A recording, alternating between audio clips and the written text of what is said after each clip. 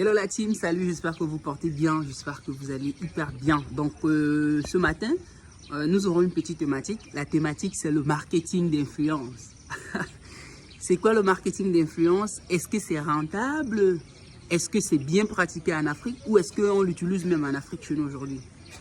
Et donc ce que je vais commencer par dire, de façon simple, c'est que le marketing d'influence, c'est d'utiliser une personne qui a une marque, une position sociale sur un domaine particulier et de l'utiliser pour pouvoir vendre un produit dans ce même secteur. Je précise bien le mot « dans ce même secteur ». Parce que chez nous aujourd'hui, en Afrique, on n'utilise pas trop ça. Donc aujourd'hui, si par exemple je viens de lancer mon entreprise avec mon produit, je peux utiliser une personne de marque dans cela pour pouvoir faire la promotion. Moi, je prends un exemple très simple d'influenceur parce qu'aujourd'hui, les influenceurs sont catégorisés. Mais bon, fondamentalement, nous, en Afrique, on n'a pas cette idée de la catégorisation du marketing des influenceurs. Parce qu'aujourd'hui, on peut avoir un influenceur dans la cuisine, dans la gastronomie, on peut avoir un influenceur dans l'automobile, on peut avoir un influenceur dans le tourisme. Aujourd'hui, par exemple, si vous êtes une agence de tourisme et que vous voulez recruter, par exemple, un influenceur, il faudrait que ce soit un influenceur qui a l'habitude de partager du contenu en relation avec le tourisme dans sa page.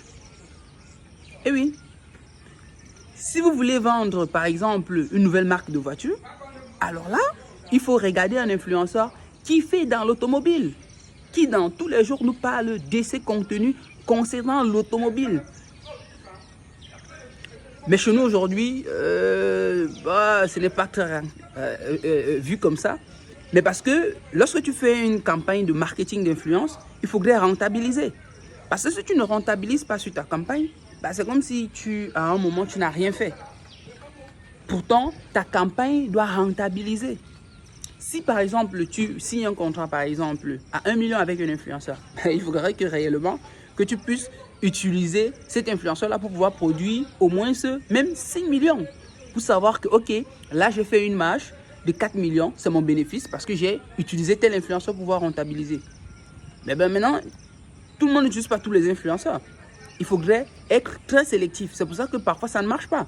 Mais chez nous, on utilise plus le marketing de masse. C'est-à-dire, on recherche des influenceurs qui ont une grande audience.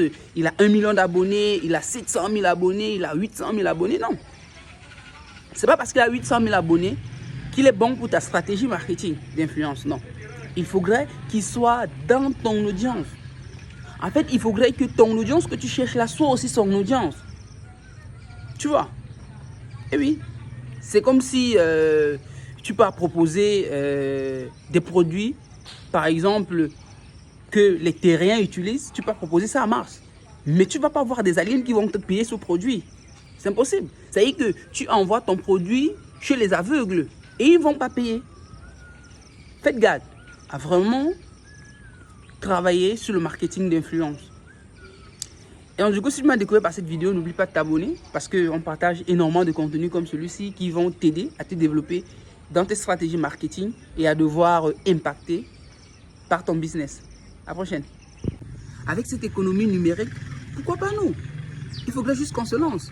Mais aujourd'hui, en Afrique francophone, c'est un peu très compliqué parce que pour que quelqu'un aujourd'hui puisse se lancer dans une technologie nouvelle, il faudrait que ça soit réellement connu de tous. Non, on ne fait pas ça. Non, non, non, non, non, non. On dit que le futur appartient à ceux qui découvrent les choses avant qu'il ne soit évident. Parce que le jour que ce sera évident, ce sera connu de tout le monde et le marché sera saturé. Cherchez à vous positionner lorsque le marché est encore en plein essor. Et là, c'est possible. Allez, sur cette vidéo, il y a un numéro là-bas. Si tu veux comprendre comment est-ce que les crypto-monnaies fonctionnent, comment est-ce que le marché des cryptos fonctionne, n'oublie pas aussi de t'abonner. Voilà, parce que dans cette chaîne, on ne parle que des opportunités qui nous permettent de gagner de l'argent sur Internet. Quand je gagne de l'argent, je parle de gagner de l'argent légalement. Ouais.